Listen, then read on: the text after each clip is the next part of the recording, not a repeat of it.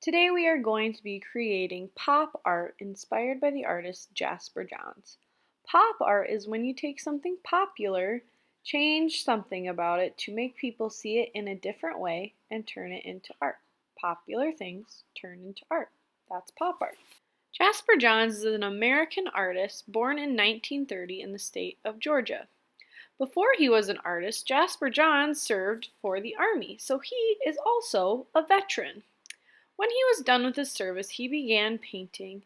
His subjects that he turned into pop art were very simple things, like our nation's flag, targets, numbers, letters, maps, and he used a lot of primary colors, so a lot of simple symbolic colors.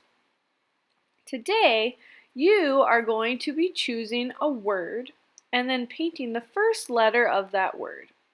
Your word should represent what veterans mean to you. The word that you pick could be the name of a veteran you know, and you choose the first letter of their name to paint, like I chose my Grandpa Jim and my Grandpa Leo, who are both veterans. Or you could do a word that describes what a veteran means to you, like hero or brave. When you begin painting, you will need a messy map. You will need tempera paints, a dog bowl with water and a sponge, and paintbrushes out of your gold container that you will share with a partner. You might also need a paper towel.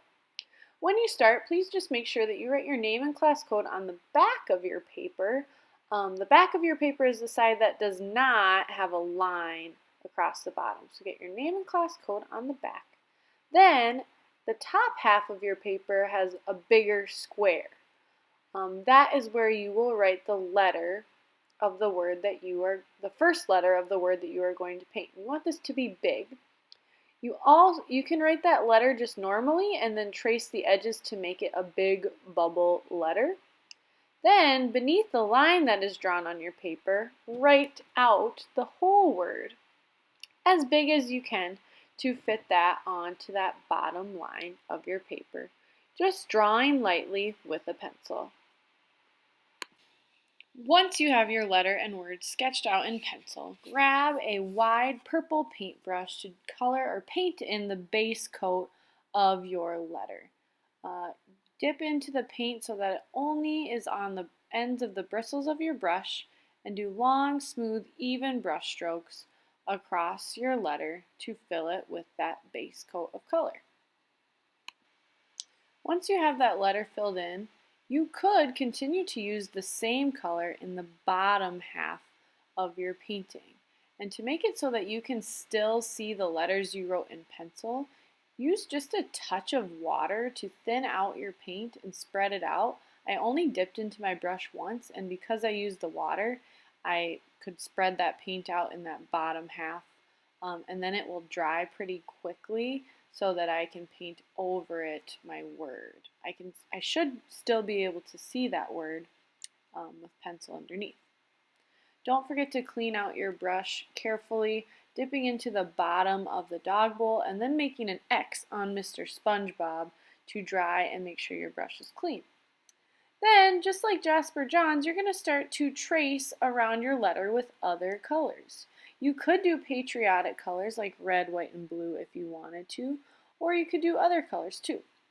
I started with red and now I'm doing a light blue and just continuing to trace lines around my letter H. So I'm basically rewriting the letter H with other colors to make some different designs and make people see this letter H in a different way and hopefully remind them of heroes that are veterans.